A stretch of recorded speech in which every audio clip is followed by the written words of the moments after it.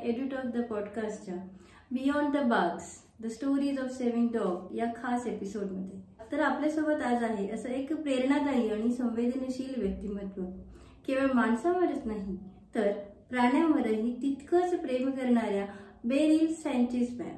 Beryl ma'am Aurangabad pet lovers association आपल्याच्या माध्यमातून गेली अनेक वर्ष भटक्या कुत्र्यांसाठी काम करत आहेत. भटक्या कुत्र्यांना अन्न देणं, त्यांच्यावर उपचार करणं, जनजागृती निर्माण करणं, त्यांना दत्तक देण्यासाठी पुढाकार घेणं हे कार्य त्या अगदी मनापासून करतात. आज आपण त्यांच्याच तोंडून ऐकणार आहोत त्यांच्या या संघर्षमय जीवनाची कथा आणि त्यासोबतच अनुभवणार आहोत त्यांच्या प्रेमळ गोष्टी आणि खऱ्या अर्थाने बियॉन्ड द बार्क्स असं जग. स्वागत करूया बेरिल मॅमचं आपल्या आजच्या खास पॉडकास्टमध्ये. नमस्कार मॅम. नमस्कार. त्याबद्दल खूप ऐकलेलं आहे की जे तुम्ही मुक्या जनावरांसाठी त्यांच्या रेस्क्यूसाठी जे काम करता ते खरंच खूप महान आहे. आतुरतेने वाट बघत होतो या पॉडकास्टची. स्पेशली मला खूप जणांचे फोन पण आले की मॅमचा जो शॉर्ट्समध्ये तुम्ही टाकलेला होता व्हिडिओ, तर आम्हाला त्या मॅमला भेटण्याचा योग कधी येणार आहे. पहिल्यांदा आम्हाला हे जाणून घ्यायला आवडेल तुमच्या या सगळ्या जर्नीबद्दल. तुम्हाला या मुक्या जनावरांसाठी किंवा स्ट्रे डॉगसाठी काम करण्याची प्रेरणा कुठून मिळाली? खरं सांगू तर प्रेरणा तर तो वरती जो आपला बसलेला आहे भगवंत, त्याच्याकडूनच आपल्याला प्रेरणा भेटलेली आहे. खरं म्हणजे मला आवड होती डॉग्सची, कॅट्स, ॲनिमल्स, पण ती आवड एवढी नव्हती, एवढीच होती. ते हळूहळू मोठा निर्माण झालं. ते पण हा तुमचा प्रवास जो आहे, स्पेशली तुम्ही कुत्र्यांसाठी काम करता, रस्त्यावरच्या भटक्या स्ट्रे डॉगसाठी, हा तुमचा प्रवास साधारण कधीपासून सुरू झाला? ऍक्च्युली खूप डिफिकल्ट क्वेश्चन आहे हा. उत्तर देणं म्हणजे थोडंसं इमोशनल टच पण आहे याच्यामध्ये.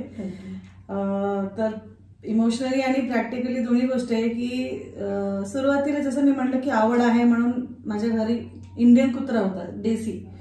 सो ब्रीड वगैरे तर कधीच नव्हता.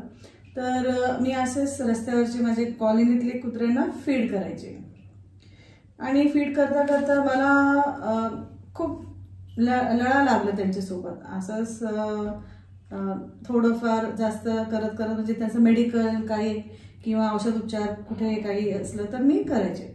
पण ह्या सुरुवात करायच्या आधी मी स्वतः खूप खचले होते माझ्या स्वतःच्या आयुष्यामध्ये की मी एक सिंगल पॅरेंट आहे, सिंगल मदर आहे आणि आय थिंक आता 13 वर्ष झाले मला सिंगल मदर असून. तर मी सुरुवातीला देवाला नेहमी दोष द्यायची की एवढं कमी वयात माझं असं काय झालं म्हणून असं माझ्यासोबत. तर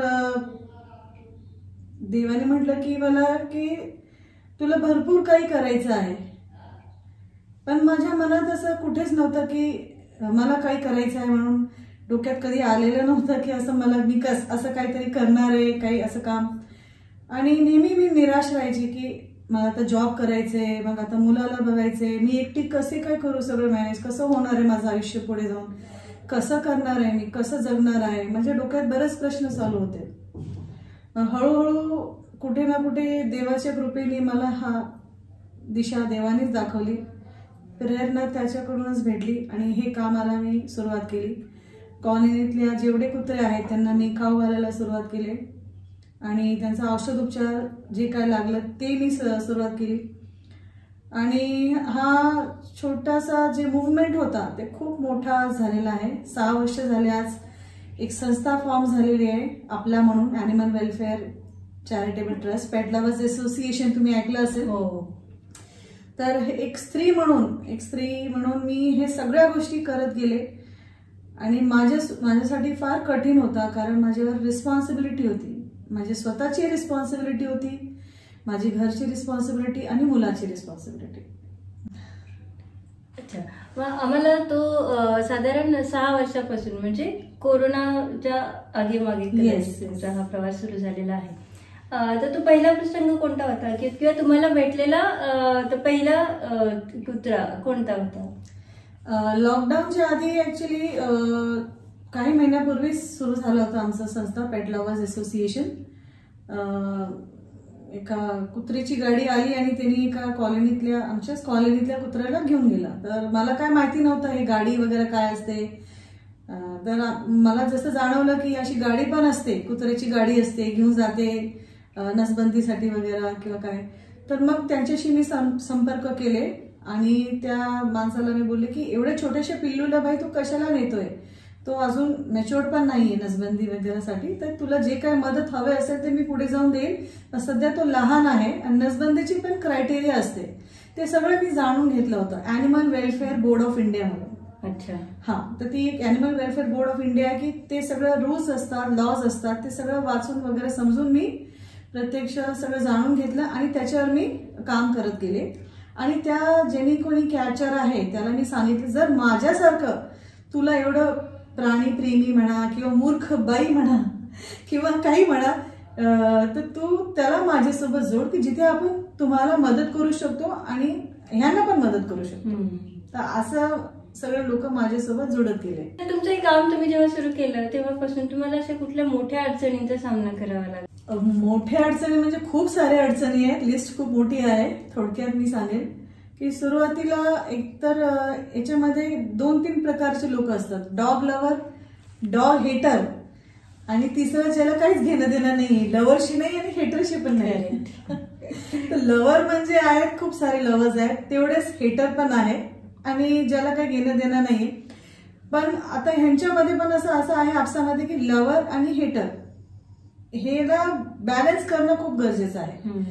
आपल्या जी एन्व्हायरमेंट आहे तिथे प्राणी पक्षी ह्यांचं असणं पण गरजेचं आहे.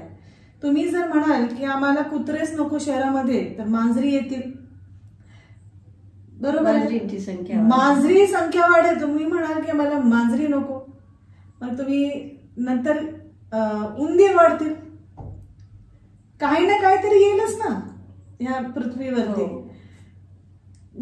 जे ॲनिमल्स आहेत जसे कॅट्स आहे, डॉग्स आहे, रॅट्स आहेत, अजून काही दुसऱ्या ॲनिमल्स येणार आहेत. ते पण जर म्हणाल की आम्हाला हे कुत्रं नको, मांजर नको, तर काही ना काही तिथे येणारच आहे त्या पृथ्वीवरती आणि इट विल बी अ मोर, म्हणजे जास्त त्रास होणार आहे. तर ते त्रास कमी करण्यासाठी मला असं वाटतंय की श्वान जे डॉग्स आहेत किंवा कॅट्स आहेत ते फारच शांत आहेत आणि त्यांना जर तुम्ही घर दिलं किंवा अन्न पाणी दिलं ते त्यांची जी स्वभाव आहे ते कुठे ना कुठे चेंज किंवा बदल होण्याची शक्यता 100% आहे.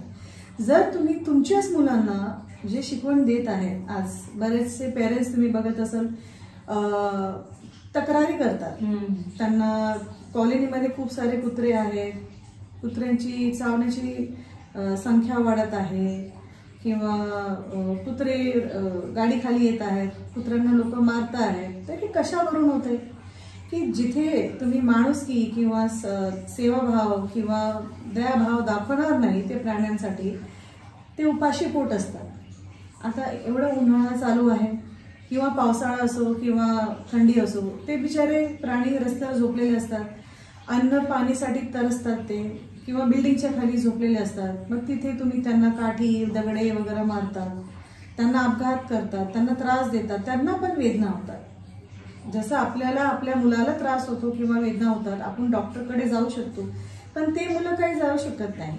आता आम्ही कुत्रं मांजर म्हणत नाही, आम्ही त्यांना मुलं म्हणतो, कारण ॲज अ मदर मी त्या प्राण्यांना मुलंच म्हणते की त्यांना काय होऊ नये म्हणून आम्ही हे जे काम करत आहे की त्यांची कुठे ना कुठे जेवढं आयुष्य आहे त्यांचं आपण सांभाळून संगोपन करत आहे. तुमच्याकडे बरेच जखमी किंवा आजारी कुत्रे येत असतील तर त्यांना हाताळताना तुम्हाला कोणती विशेष काळजी घ्यावी लागते? रेस्क्यूज जे असतात ते आमचे एकतर आम्ही ग्लोव्ज वगैरे घालून काम करतोय. आम्ही स्वतः वॅक्सिनेटेड असतो, वॅक्सिनेशन घेऊन आम्ही दरवर्षी, किंवा माझे जे सेंटर आहे बीड बायपासला, तिथे मोठा सेंटर आहे जिथे जखमी प्राणी वगैरे जे येतात त्यांना त्यांची ट्रीटमेंट करतो. जोपर्यंत ते बरं होत नाही तोपर्यंत त्याला ठेवलं जातो आणि ठीक झाल्यावरती परत त्याला सोडलं जातं. आणि किंवा काही जणांना 1 महिना 2 महिना किंवा 1 वर्ष सुद्धा लागतो किंवा तो कधीच उठू शकत नाही, पॅरालाइज्ड आहे, तर तो शेवटपर्यंत आपल्यासोबत असतो. तर अशा वेळेस आम्हाला आमची स्वतःची पण काळजी घ्यावी लागते. हायजीनमध्ये जे काय हँडवॉश, डेटॉल, वॅक्सिनेशन, ग्लव्स, हे सगळ्या गोष्टी फार महत्त्वाच्या आहेत आणि जो केअरटेकर आहे त्यालाही हे सगळ्या गोष्टीची गरज असते. या तुमच्या जर्नीमध्ये तुम्हाला विशेष लक्षात राहिलेली किंवा विशेष असलेली एखादी इमोशनल अशी एखादी रेस्क्यूची घटना सांगा. एकदा खूप पावसाळा सुरू होता, पावसाळ्याचे दिवस होते आणि पाणी माझ्या एरियामध्येच जिथे मी राहते कार असते, कारच्या जे मागचं जे व्हील असतं ना, चाक, अर्ध चाक पर्यंत पाणी भरलेलं होतं ते कारच्या खाली आणि तो कुत्रा त्याच्यातच झोपलेला होता पाणीमध्ये. आणि तो कुत्र्याची हालत एवढी बेकार होती, त्याचं अर्ध डोकं गायब होता, किडेनी खाल्ले होते अक्षरशः. आणि तो त्या पाण्यात झोपलेला होता, म्हणजे तो मृत्यूच्या दारावरच होता, म्हणजे कधी पण जाऊ शकतो तो.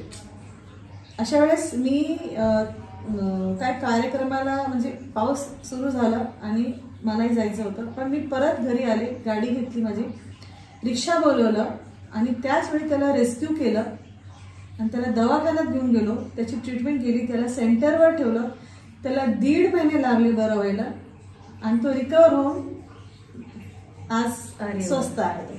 त्याचं पूर्ण अर्ध डोकं किड्याने खाल्लेले होते, पूर्ण स्कल दिसत होता आतून, इतकं बेकार अवस्था होता त्याची. तर ते एक इमोशनल व्हिडिओ होता माझा, कारण त्या पावसाळ्यामध्ये त्याला मी रेस्क्यू केला होता. असा सगळ्यात आधी म्हणजे संस्थेची सुरुवात नव्हती झाली त्यावेळेस मला एक कॉल आला होता N1 सिडकोमधून की एक पपी हौदात पडलेले 6 फुटाच्या हौदामध्ये उन्हाळ्यामध्ये, आणि त्या हौद रिकामा होता आणि त्या हौदावरती सगळे काटे लावलेले होते असे. तर तो पपीला काही दिसलं नसेल आणि 3 दिवसापासून तो ओरडत होता. तिकडच्या लोकांनी मला फोन करून सांगितलं की मॅडम 3 दिवसापासून तो पपी हौदात पडलेला आहे. मी म्हटलं मग तुम्ही 3 दिवसापासून काय करत होते? आणि तिची आई आणि तिची 2 पिल्ले बाहेर हौदापाशी गोल गोल चक्र मारतायत. तर आम्ही दुपारच्या वेळेस गेलो तिथे. मग त्या लोकांना म्हटलं की तुम्ही सीडी आणा. त्यांनी कुठून तरी सीडी आणली.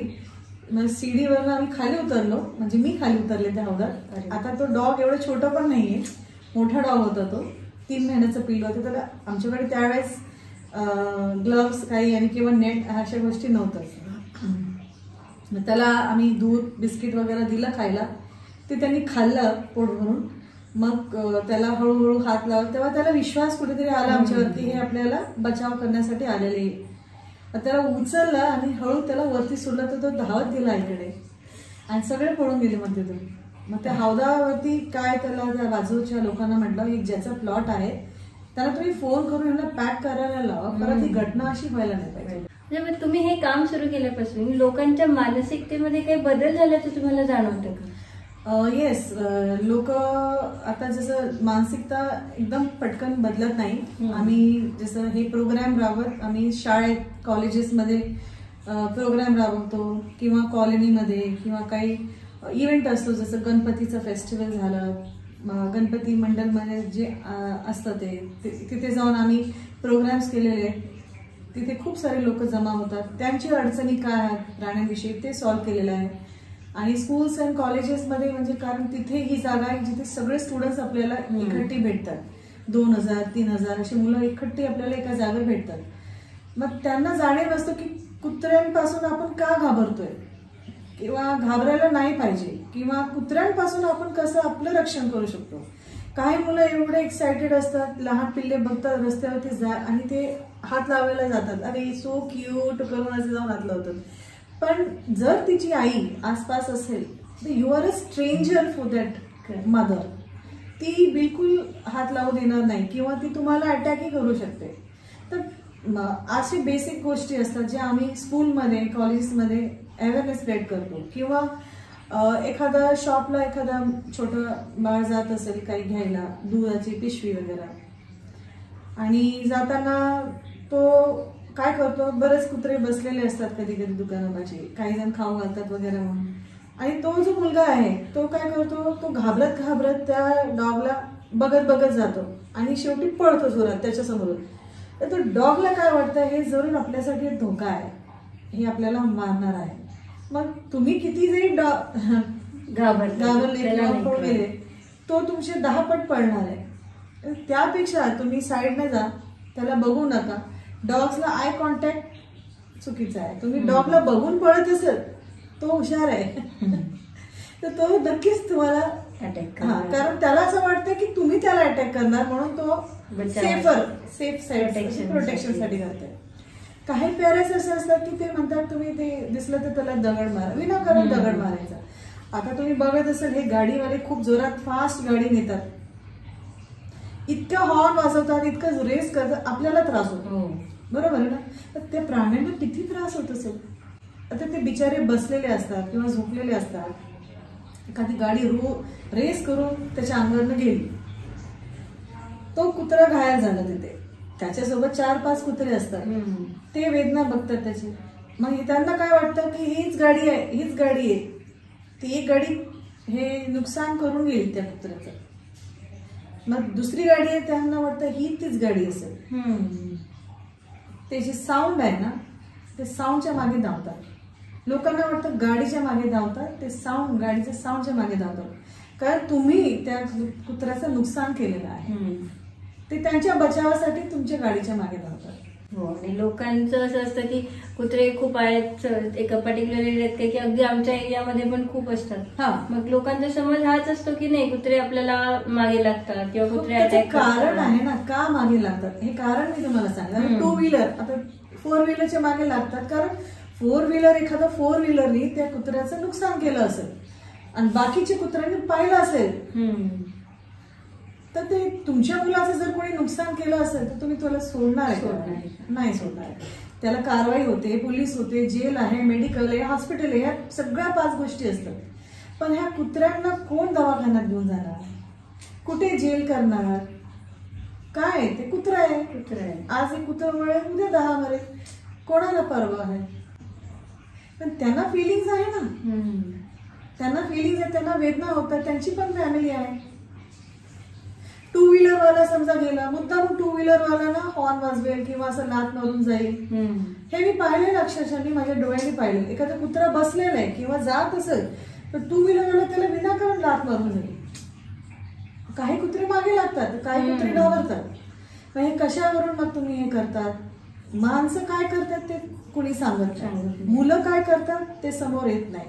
मुलं पण एकदम हे नाहीये, मुलं पण खोड्या करतात, 100% करतात. हो, तुम्ही नाही म्हणू शकत माझं लेकरू खूप छान आहे, खूप छान आहे. नाही, लेकरं खोड्या करतात. त्यापेक्षा तुम्ही हे सगळ्या गोष्टी करू नका, त्यांच्यापासून दूर राहा, त्यांना इजा पोचू नका, ते तुम्हाला इजा पोचवणार नाही. मला एवढं सांगायचंय. संकटात असलेल्या प्राण्यांसोबत असताना ना त्यांचे हाल, त्यांची वेदना बघून आपल्यालाही खूप आपण पण खूप इमोशनल होतो. आपल्याला पण ते, आणि जे व्यक्ती जसं तुम्ही एक स्पेशली प्राणी लवर संघटना या प्राणीप्रेमी संघटनासाठी काम करणारे असतात, तर त्यांना तर स्पेशली खूप दुःख होतं हे बघून. अगदी म्हणजे आपल्या घरातल्या एखाद्या व्यक्तीला त्रास झाल्यासारखं, आणि एक भावनिक ताण येतो आपल्यावरती की बाकी सगळं हँडल करताना, आपल्या बाकी कौटुंबिक गोष्टी हँडल करताना हा पण ताण. मग हे सगळं तुम्ही कसं मॅनेज करता, हा भावनिक ताण तुम्ही कसं सांभाळता? ताण म्हणजे इमोशनल आहे, आपण त्यांच्यासोबत जोडलेले आहे, तर आपण पण ते खचतात त्याच्यामध्ये. आणि त्याच्यातनं कधी कधी असं होतं की बाहेर यायचा प्रयत्न करतो, रात्रभर कधी खूप त्रास होतो, मानसिक त्रास होतो, झोप येत नाही, कारण तेच डोक्यात येतो की आता उद्या उठून आता आपल्याला काय काम करायचंय. आपण जॉब तर करतोच आहे, जॉब करून आता हे प्राण्यांसाठी उद्या काहीतरी नवीन करावं असं वाटतंय. उद्या काय नवीन करणार आहे. तर आता समजा आता बरेच कुत्रे आहेत जे भटके आहेत, त्यांचे पिल्ले होतात, त्यांना घर भेटत नाही, तर त्याच्यासाठी काय करायचं. तर आम्ही त्याचे कॅम्प घेतो, चला आज हे करूयात. तर ते कुत्र्यांचे सगळ्यांचे पिल्ल्यांचे व्हिडिओ बनवतात, सोशल मीडियावर टाकतात की यांना घर द्या, यांना दत्तक घ्या, दोस्त खरीदे नाही जाते, दोस्त बनाए जाते हैं, असं एक टॅगलाईन आम्ही शेअर करतो सोशल मीडियावरती. आणि जेवढं तुम्ही फॉरेन डॉगला तुम्ही जेवढं हे करताय, त्याचप्रमाणे तुम्ही आपल्या देशी कुत्र्यांना सुद्धा जीव लावा, त्यांना घर द्या, अन्न पाणी द्या. तुमच्या घराजवळ अन्न पाणी ठेवू शकता तुम्ही. लाल बाटल्या जे ठेवतात त्यापेक्षा तुम्ही अन्न पाणी द्या, ते तुम्हाला कधी धोका देणार नाही किंवा ते तुम्हाला कधी त्रास देणार नाही. आणि तुम्हाला फ्रीमध्ये घराची एक सिक्युरिटी होऊन जाते, बॉडीगार्ड सुद्धा भेटून जातो बिनपगारचा. मग असं काहीतरी आयडियाज सुचतो, मग असं मी करत राहते. सेकंड की वॉटर पॉट, पाण्याचे भांडे सिमेंटचे ते लावणे. आता समर येणार आहे तर याची तयारी आधीच करावी लागते मला, ते प्लॅनिंग्स असतात की आता समरमध्ये काय काय आपल्याला इव्हेंट्स करायचे आहेत. तर पाण्याचे भांडे लोकांना आवाहन करतो की घरासमोर एक पाण्याचे भांडी लावा तुम्ही. प्राणी पक्षी जो कोणी असेल तो पाणी पिऊन तुमच्या दारातून पाणी पिऊन धन्य होऊन चालले जाईल. म्हणजे त्याला बेटर फील होईल, शांतता वाटेल. खूप तहानलेलं आहे आणि पाणी मिळत नाही, तुमच्या घरासमोर आलंय, ही विल फील ब्लेस्ड, धन्य वाटेल त्याला. आणि मग कॅम्प असतो रॅबीजचं की कुत्र्यांना रॅबीजचं वॅक्सिनेशन द्यायचंय प्रत्येक एरियामध्ये. तर ते लोकांना आवाहन करतो की तुम्ही त्यांना खाऊ घाला, तुम्ही जर पकडण्यात मदत केली तर आम्ही त्याला फ्रीमध्ये वॅक्सिनेशन देऊ. अशा प्रकारे भरपूर आयडिया चालू असतात. कुत्र्यांबाबत असलेल्या कोणत्या चुकीच्या समजुती आहेत की ज्या दूर करणं खूप आवश्यक आहे असं तुम्हाला वाटतं? ऍक्च्युली खरं म्हणजे गव्हर्नमेंट म्हणजे एज्युकेशन डिपार्टमेंटमध्ये हे असायला पाहिजे. ही गोष्ट आम्ही ऍज अ एनजीओ करत आहे. पण माझी एक रिक्वेस्ट आहे म्हणजे गव्हर्नमेंटला की this should be applicable in the books also. एज्युकेशनमध्ये हे सिलेबस घ्यायला पाहिजे. Syllabus should be a part of syllabus also. हे जर सिलेबसमध्ये झालं तर मला वाटतं बरेचसे प्रॉब्लेम सॉल्व्ह होतील. आणि पेरेंट्सला सुद्धा ज्यांना वाटतंय की डॉग्स डेंजरस आहे, पण डॉग्स मॅन्स बेस्ट फ्रेंड आहे. They are not wild animals, they are domesticated animals. तर याच्यावरती तुम्ही एखादा म्हणजे सोशल एनजीओ जे काम करते त्यांच्यासोबत जोडायचं. त्यांना काय कसं तुम्हाला हेल्प पाहिजे, कुठे हेल्प पाहिजे ते आम्ही आहे ना, तयार आहेत करायला. आणि ज्या लोकांना आवडतात डॉग्स आणि त्यांना हेल्प करायची इच्छा असते पण त्यांच्याकडे फंड्स नसतो, पैसा नसतो. आता एखादा डॉग तुम्हाला रस्त्यावर दिसला आणि तुम्हाला वाटतं हिला वाचवायचं आहे, तुमच्या खिशात पैसा नाही, आता जाणार कसं त्याला? मेडिकल पर्यंत जायचं म्हटलं की गव्हर्नमेंटमध्ये सुद्धा इट इज चार्जेबल. गव्हर्नमेंटमध्ये गेला तिथे फ्रीमध्ये नाहीये. डिस्पेन्सरीमध्ये तुम्हाला ते चिठ्ठी देतील, तुम्हाला ते म्हणतील डिस्पेन्सरीमध्ये जा, हे औषध गोळ्या विकत आणा. तर मला असं वाटतं की जर डिस्पेन्सरीमध्ये जर फ्रीमध्ये स्ट्रीट ॲनिमल्ससाठी हा फ्रीमध्ये केला, प्रत्येक डिस्पेन्सरी गव्हर्नमेंटने जर फ्री करून दिला तर हे ॲनिमल्स वाचतील आपले रस्त्यावरचे. पुढाकार घेऊन हेल्प करतील, त्यांना हेल्प करतील किंवा आमच्याकडे आणतील गरज असली तर, किंवा त्यांच्या प्रमाणे ते करतील त्याची सोय जे करायची असेल ते.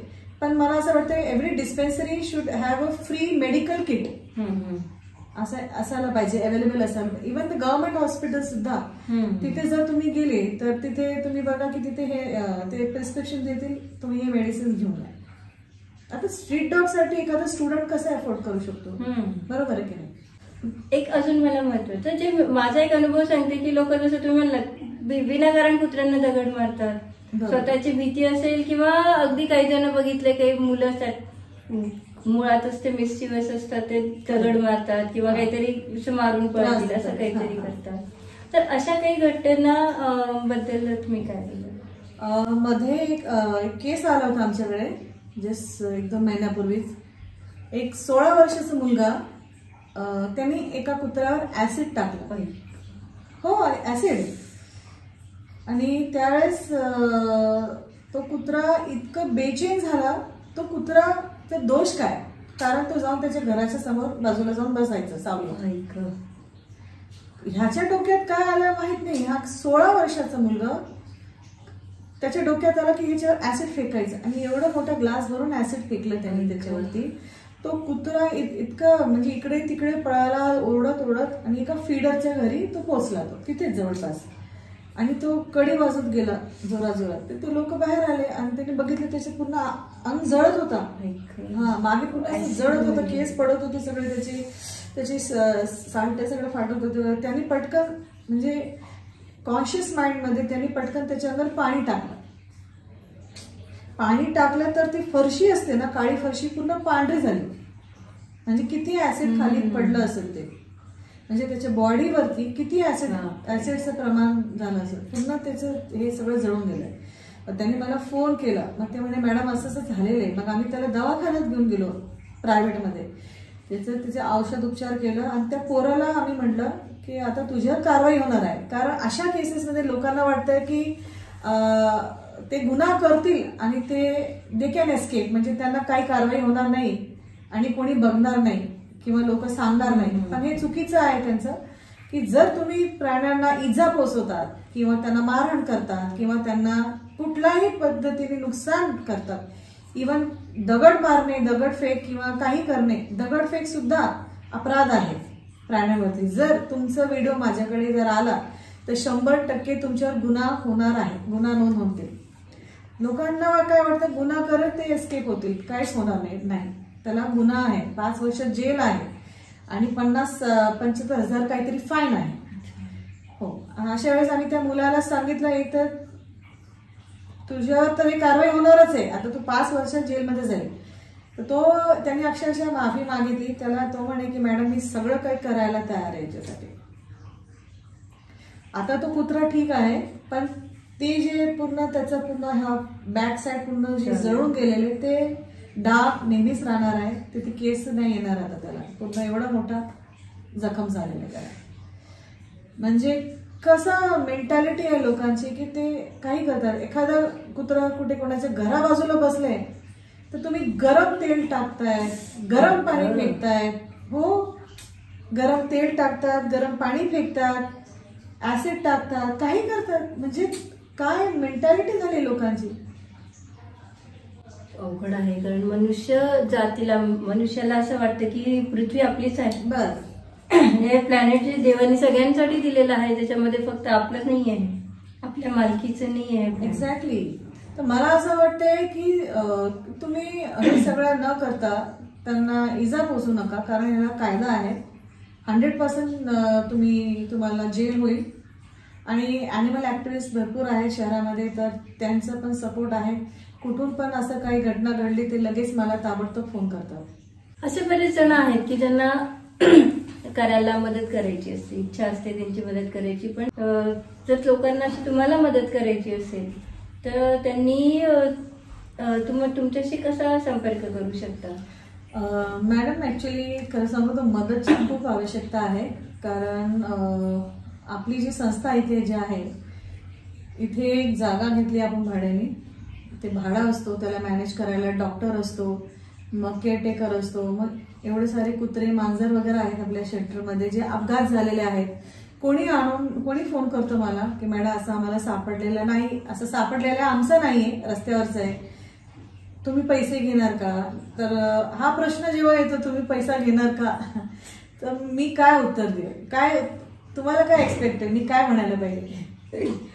पैसे घेणार का म्हणजे खरंच हा खूप मोठा प्रश्न आहे. कारण बऱ्याच लोकांना काय ठीक आहे मदत करायची, पण ती मी नाही, एक कसं म्हणतात करायची इच्छा असते पण पैसे खर्च करायची. तर मग मला त्याला सांगावं लागतं मी पैसे घेणार नाही, तुम्ही घेऊन या.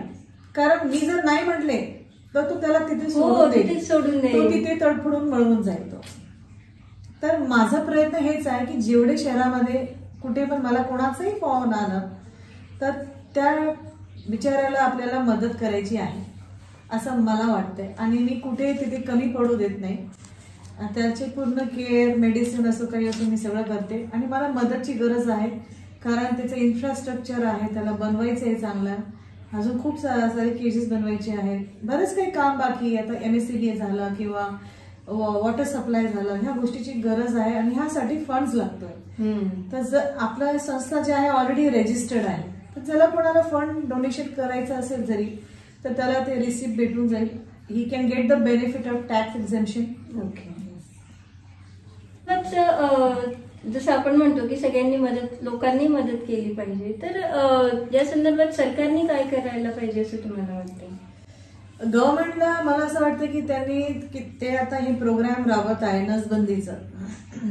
तर नसबंदी प्रोग्राम मध्ये बरेच एजन्सी येतात जातात आणि तिथे दुर्लक्ष फार होतो, खूप सारं दुर्लक्ष होतो. त्याच्यामध्ये काही डॉग्स असतात की ऑपरेटेड झालेले असतात. आता ऑपरेशन झाल्यावरती ते स्मॉल एक असं कानावरती असे नॉचिंग असतं V शेपमध्ये. तर V शेपमध्ये नॉच असून सुद्धा कुत्री जन्म देते पिल्लांना. म्हणजे ऑपरेटेड कुत्रा आहे. एजन्सी पैसा घेतो ते ऑपरेशनच्या मागे, जे कॉर्पोरेशनने हायलाइट अपॉइंट केलेला आहे बरोबर एजन्सीला. एजन्सी ते नसबंदी कार्यक्रम राबवतो, त्याच्यामध्ये बरेच कुत्र्यांची नसबंदी झालेली आहे, म्हणजे ते विकट आहे. मग ती कुत्री परत पिल्ले कसे देऊ लागले? It's a big scam can say. की कुठेतरी हे लक्ष द्यायला पाहिजे, दुर्लक्ष नाही व्हायला पाहिजे. कारण की ही जी संख्या तुम्ही कितीही कंट्रोल करायला गेलं, ही कंट्रोल व्हायची शक्यता तेव्हा असेल कमी की जेव्हा हे प्रॉपरली हा सिस्टम मध्ये चालेल. आपल्या गव्हर्नमेंटला ह्याला फंड तर देत आहेत, पण फंड देऊ लागले, पैसे जात आहेत करोडोचे रुपये वर्षाला, तर मग ते प्रॉपरली सिस्टम मध्ये व्हायला पाहिजे. कुठून उचलतात, कुठे सोडतात, कुठून इकडचे कुत्रे ह्या कॉलनीचे कुत्रे त्या कॉलनीमध्ये, त्या कॉलनीचे कुत्रे त्या कॉलनीमध्ये कसे पोहोचतात. मला इतके फोन्स येतात, मला इतके कॉल्स येतात की मॅडम आमच्या कॉलनीमधून कुत्रा घेऊन गेलं, परत आला नाही, 15-20 दिवस झाले. मग कुत्रा गेला कुठे? जादू की छडीने गायब झाला का? म्हणजे हे एजन्सीज जे लावण्यात येत आहेत गव्हर्नमेंटकडनं, तर मग हे व्यवस्थित काम जर केलं तर मला वाटतं हे सगळे प्रॉब्लेम सॉल्व्ह होते. पण तिथेच लक्ष नाहीये, दुर्लक्ष केलं जात आहे आणि पैसाही जातोय, मग इट्स अ फुल स्कॅम. जसं आता आपल्या शहरामध्ये ब्युरियल म्हणजे एखादं कोणाचं पेट जर वारला, आता पेट आपले फॅमिली मेंबर सारखं असतो, कुत्रा असो किंवा मांजर असो, तर 6 वर्षापासून आम्ही गव्हर्नमेंटला अपील करतोय की कुठे ना कुठे आपल्याकडे हे पेट ब्युरियल सिस्टम असायला पाहिजे, सिमेट्री असायला पाहिजे किंवा काही. ऑन पेपर प्रत्येक वेळेस पब्लिश करतात की 2-3 ठिकाणी आता सिमेट्री येणार आहे. 2 ठिकाणी येईल, 3 ठिकाणी येईल, ठीक आहे, पण आधी 1 ठिकाणी तर तुम्ही लॉन्च करा आधी. मी 6 वर्षापासून पेपरमध्ये बघते, वाचत आहे. कधी आम्ही कॉर्पोरेटरला निवेदन देतो किंवा गव्हर्नमेंटला निवेदन देतो. त्यांचं हेच म्हणणं आहे की येणार आहे, 6 महिन्यात येणार आहे, 6 महिने. कोणत्या वर्षाच्या कोणत्या 6 महिन्यात येणार आहे ते नक्कीच आम्हाला समजायला पाहिजे. हे ऐकून शेवटी मी माझं स्वतःचा एक पेट ब्युरियल सिमेट्री सुरुवात केलेली आहे. अच्छा. हा, म्हणजे छोट्याशा याच्यामध्ये जिथे आपला शेल्टर आहे तिथे छोट्याशा याच्यामध्ये की इकडे तिकडे फेकण्यापेक्षा किंवा कुठे डिस्पोज करणार आहे. मग डिस्पोज करायला जागा नाही ना, काहीतरी प्रॉपर विधी पाहिजे ना. आपला पाळीव प्रेमी आहे तो, आणि तो इतका वर्ष 16-17 वर्ष राहिलेले, आता त्याला घेऊन कुठे जायचं, कुठे दफन करायचं. हो, ते दफन विधी मी थोडक्यात सुरू केलेली आहे. गव्हर्नमेंटच्या भरोश्यावर राहून बरेच गव्हर्नमेंटमध्ये आता जसं म्हणायला गेलं माणसासाठी करतात. कारण हा विषय जर म्हटलं तर आज तुम्ही बघा की पॉलिटिक्स मी हा शब्द वापरेल, पॉलिटिक्स लाईन. मी एवढं खास पॉलिटिक्स मध्ये मला आवड नाहीये, पण मी एक अनुभवलेले पॉलिटिक्स मध्ये की जहां नोट है वहां वोट है. तो जो वोट करेगा आपको उसे ही वोट मिलेगा. उसको नोट बोलो, सपोर्ट बोलो, जो भी है. एंड अभी बेचारे जानवर ही किसको वोट करेंगे. आप एक तरफ से बोलते हो कि गाय हमारी गौ माता है, करेक्ट. और वहीं पे कितने सारे गाय कत्ल खाने में गाय बैल कटते हैं रोज. दूसरी जगह की एक तरफ से आप यहाँ कुत्तों को भी मारते हैं. जो मटन चिकन शॉप में बकरियां होते हैं वो भी मारते हैं, वो भी कत्ल खाने में जाके कट के आपके प्लेट में परोस के आता है. आप एक जानवर को बचाते हो पर आप दूसरे जानवर को जरूर खाते हो. तो अगर आप इतने ही प्राणी प्रेमी हैं तो आप एक फिक्स आपका ये रखना चाहिए. एक तो आपने नॉन वेजिटेरियन होना नहीं, क्योंकि आप एक जानवर को मारते हो, एक जानवर को बचाते हो. आपके प्लेट में वो परोस के आता है मसाले के साथ में फ्राई करके या जो भी है. पर जब वो जानवर मरता है, म्हणजे जेव्हा त्याला त्रास होतो, त्याला वेदना होतात, जेव्हा तुम्ही त्याला मारतात, कापतात, आगीमध्ये तळतात, त्याचे जे वेदना आहेत, त्याचे जे टॉक्सिक जे आहेत ते तुमच्या शरीराला सुद्धा इफेक्ट करतं. सो गो वेगन. तुम्हाला न्यूट्रिशन डाएट पाहिजे, तुम्हाला हेल्थ डाएट पाहिजे. डॉक्टर म्हणतात तुम्हाला तुम्ही हेल्थ मेंटेन करा, नॉनव्हेज खा, हे खा, ते खा. आय फील की तुम्ही प्युअर व्हेज मध्ये सुद्धा तुम्हाला प्रोटीन्स वगैरे आहे, अवेलेबल आहे. तर तुम्ही एका जीवाला वाचवतात आणि एका जीवाला खातायत, तर दॅट इज नॉट अ प्राणीप्रेमी और ॲनिमल लवर. खरंच प्रत्येकाला आवडणार नाही, ते त्याचा प्रश्न आहे. त्याला आवडतो म्हणून तो खातो, त्याला हा आवडत नाही म्हणून तो त्याला मारतोय. त्याला कुत्रा आवडत नाही म्हणून कुत्र्याला मारायचं. पण तुम्हाला बकऱ्या, कोंबड्या, काय ते गाय, ते सगळं आवडतं म्हणून तुम्ही ते खाताय. तर तुम्ही दोघले जीवन जगताय. You are living a double life. तर ते सगळे सोडून द्या. आणि मला वाटतंय की प्रॉपरली जे लाईफ जगताय ते व्यवस्थित जगा आणि प्राण्यांना सुद्धा इजा पोहोचू नका. खूप छान वाटलं मॅम तुमच्याशी बोलून, आणि तुमचे जे इमोशनल अनुभव होते ते ऐकून खरंच एक हे मला म्हणता येईल की आज आपण बघतो की किती लोक त्रास देतात कुत्र्यांना. ह्याबद्दल एक छोटासा जरी एक समाजामध्ये अवेअरनेस निर्माण झाला तरी आपल्यासाठी खूप मोठी गोष्ट आहे. एवढ्या लोकांपैकी एक 4-5 हजार लोकांपर्यंत जरी हे पोहोचलं आणि त्यांना वाटलं की नाही आपण यासाठी काहीतरी करायला पाहिजे, तरी सुद्धा हे आमच्यासाठी एक मोठं यश राहील आपल्या आजच्या पॉडकास्टचं, असं मला वाटतं. तर धन्यवाद मॅम, खूप खूप धन्यवाद. तुम्ही आज आलात आणि आमच्यासोबत तुमचे अनुभव शेअर केलेत त्याबद्दल. मला फार चांगलं वाटलं मॅडम की तुम्ही मला ही संधी दिलेली आहे की लोकांपर्यंत हे पोचायला पाहिजे. आणि छत्रपती संभाजीनगर ह्या नावामध्येच पॉवर आहे.